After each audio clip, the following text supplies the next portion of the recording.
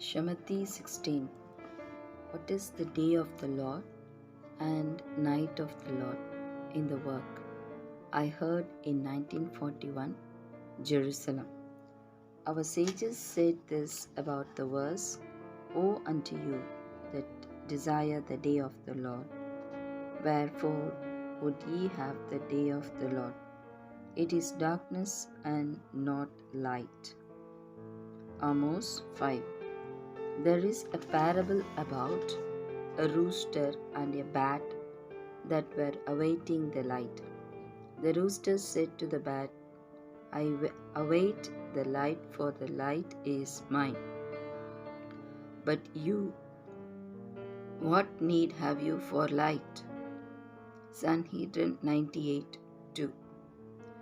The interpretation is that since the bat has no eyes to see, what does it gain from the sunlight? On the contrary, for one who has no eyes, the sunlight only darkens more. We must understand that parable meaning how the eyes are connected to looking in the Lord of God, which the text names the day of the Lord. They gave a parable in that regard about a bat, that one with no eyes remains in the dark. We must also understand what is the day of the Lord and what is the night of the Lord, and what is the difference between them. We discern the day of the people by the sunrise, but with the day of the Lord, in what do we discern it? The answer is as the appearance of the sun. In other words, when the sun shines on the ground, we call it day, and when the sun does not shine, it is called darkness. It is the same with the Creator. A day is called revelation, and darkness is called concealment of the face. This means that when there is revelation of the face, when it is as clear as day for a person, this is called a day. It is as our sages said, Sakim 2, about the verse, The murderer riseth with the light to kill the poor and needy, and in the night he is as a thief. Since he said, and in the night he is as a thief, it follows that light is day. He says there that if the matter is as clear to you as light that comes over the souls, he is a murderer, and it is possible to save him in his soul. Thus, we see that regarding day, the Gemara says that it is a matter as clear as day. It follows that the day of the Lord will mean that providence, how the Creator leads the world, will be clearly in the form of benevolence. For example, when one prays, his prayer is immediately answered and he receives what he has prayed for, and one succeeds wherever one turns. This is called the day of the Lord. Conversely, darkness, which is night, will mean concealment of the face. This brings one doubts in the benevolent guidance and alien thoughts.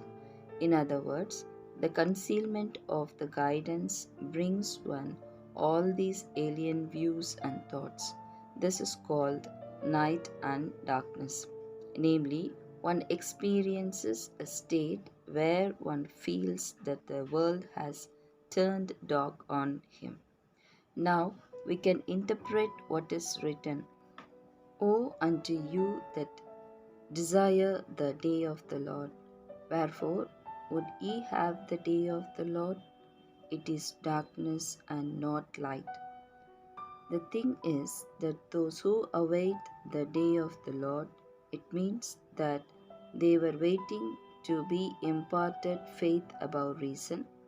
That faith will be as strong as if they see with their eyes with certainty that it is so, meaning that the Creator guides the world in benevolence. In other words, they do not want to see how the Creator leads the world in benevolence because seeing is contradictory to faith.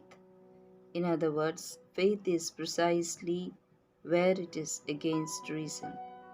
And when one does what is against one's reason, this is called faith above reason. This means that they believe that the guidance of the Creator over the creatures is benevolent. And while they do not see it with absolute certainty, they do not say to the Creator, "We want to see the benevolence as seeing within reason." Rather, they want it to remain in them as faith above reason. But they ask of the Creator to import them with such strength that this faith will be so strong, as if they see it within reason.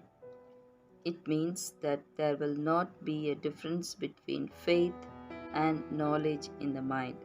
This is what they meaning those who want to cleave to the Creator refer to as the day of the Lord. In other words, if they feel it as knowledge, then the light of God called the upper abundance will go to the vessels of reception called separated vessels. And they do not want this, since it would go to the will to receive, which is the opposite of Kedusha, that is sanctity, which is against the will to receive for self gratification.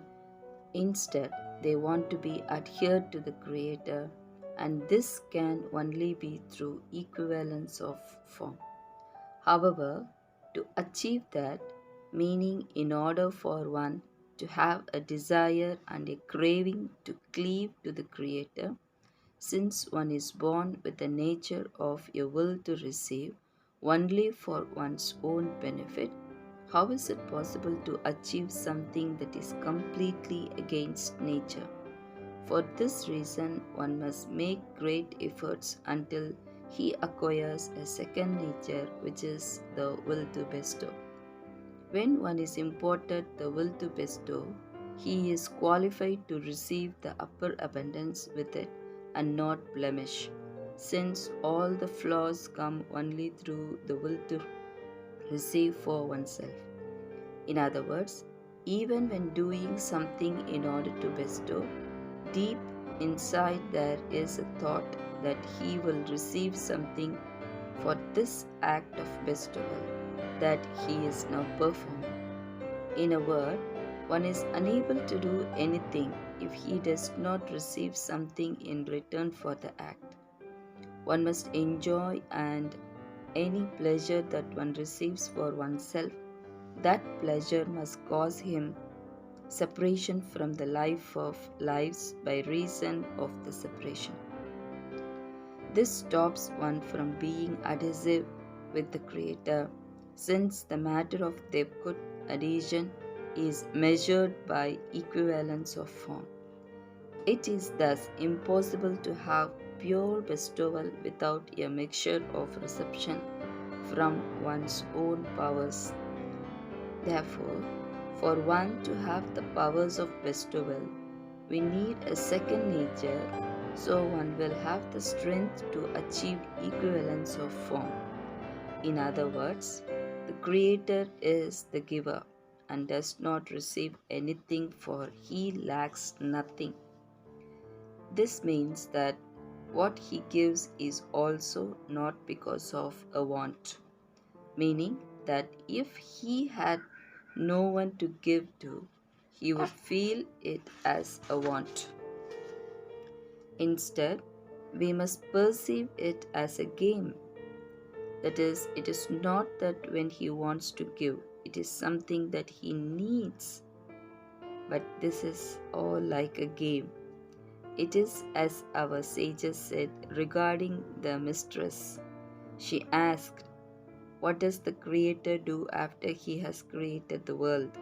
The answer was, "He sits and plays with the whale, as it is written, 'There go the ships of sea, and Leviathan, the sea monster, which you have formed to sport in it. Avoda Zara, idol worshipping, page 3. The matter of the Leviathan refers to their good and connection as it is written according to the space of each with wreaths. It means that the purpose, which is the connection of the Creator with the creatures, is only in sport. It is not a matter of a desire and a need. The difference between a game and a desire is that everything that comes in the desire is a necessity. If one does not obtain one's wish, one is deficient. However, in sport, even if one does not obtain the thing, it is not considered a lack. As they say, it is not so bad that I did not obtain what I thought, because it is not so important. This is so because the desire that one had for it was only playful and not serious. It follows that the whole purpose is that one's work will be entirely in bestowal, and he will not have a desire and craving to receive pleasure for this work. This is a high degree as it is implemented in the Creator, and this is called the Day of the Lord. The Day of the Lord is called wholeness, as it is written, "Let the stars of the morning thereof be dark. Let it look for light, but have none." Light is considered wholeness. When one acquires the second nature, the will to bestow, which the Creator gives, one after the first nature, being the will to receive, and now receives the will to bestow, then one is qualified to serve the Creator in completeness, and this is considered the Day of the Lord. Thus, one who has not acquired the second nature and can serve the Creator in the form of bestowal and waits to be awarded that, meaning bestowal, meaning when one has already exerted and did what he could to obtain that force, he is considered to be awaiting the day of the Lord, meaning to have equivalence of form with the Creator. When the day of the Lord comes, he is elated. He is happy that he has come out of the power of the will to receive for himself, which separated him from the Creator. Now one cleaves to the Creator and considers it as having risen to the top. However, it is the opposite with one whose work is only in self-reception. One is happy as long as one thinks that he will have any reward from his work. When one sees that the will to receive will not receive any reward for its work, one becomes sad and idle. Sometimes one comes to ponder about the beginning and says, "I did not swear on this." Thus, moreover, the day of the Lord is attaining the power to bestow.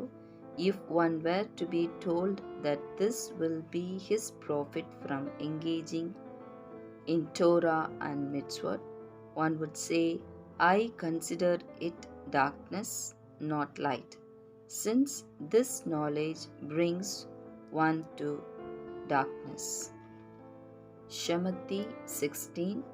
What is day of the Lord and night of the Lord in the work I heard in 1941, Jerusalem.